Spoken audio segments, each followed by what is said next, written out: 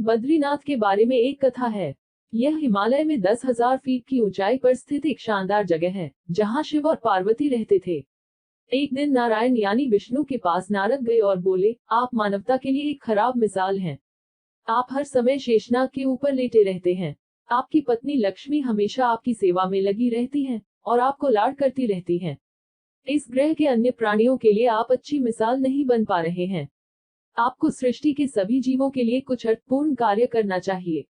इस आलोचना से बचने और साथ ही अपने उत्थान के लिए भगवान को भी ऐसा करना पड़ता है। विष्णु तप और साधना करने के लिए सही स्थान की तलाश में नीचे हिमालय तक आए। वहां उन्हें मिला बद्रीनाथ, एक अच्छा सा छोटा सा घर, जहां सब कुछ वैसा ही था जैसा उन्होंने सोचा था। साधना के लिए सबसे आदर्श जगह लगी उन्हें यह। फिर उन्हें एक घर दिखा। वह उस घर के अंदर गए। घुसते ही उन्हें पता चल गया कि यह तो शिव का निवास है और वह तो बड़े खतरनाक व्यक्ति हैं। अगर उन्हें गुस्सा आ गया तो वह आपका ही नहीं, खुद का भी गला काट सकते हैं। ये आदमी खतरनाक है। विष्णु ने धारण किया छोटे बच्चे का रूप। ऐसे में नारायण ने खुद को एक छोटे से बच्चे के रूप में बदल लिया और घर के सामने बैठ गए। उस वक्त शिव और पार्वती बाहर कहीं टहलने गए थे। जब वे घर वापस लौटे तो उन्होंने देखा कि एक छोटा सा बच्चा जोर जोर से रो रहा है।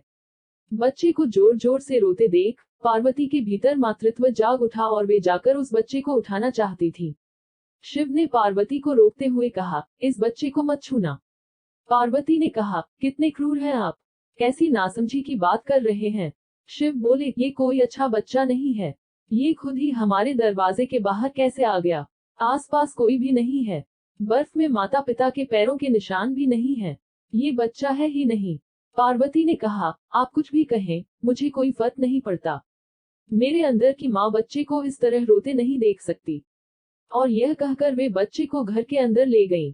बच्चा पार्वती की गोद में आराम से था और शिव की तरफ बहुत ही खुश होकर देख रहा था। शिव इसका नतीजा जानते थे, लेकिन करें तो क्या करें।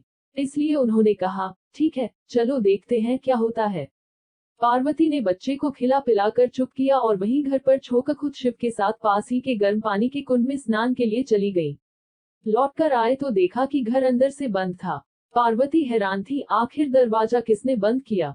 शिव बोले, मैंने कहा था ना, इस बच्चे को मत उठाना। तुम बच्चे को घर के अंदर लाई और अब उसने अंदर से दरवाजा बंद कर लिया है।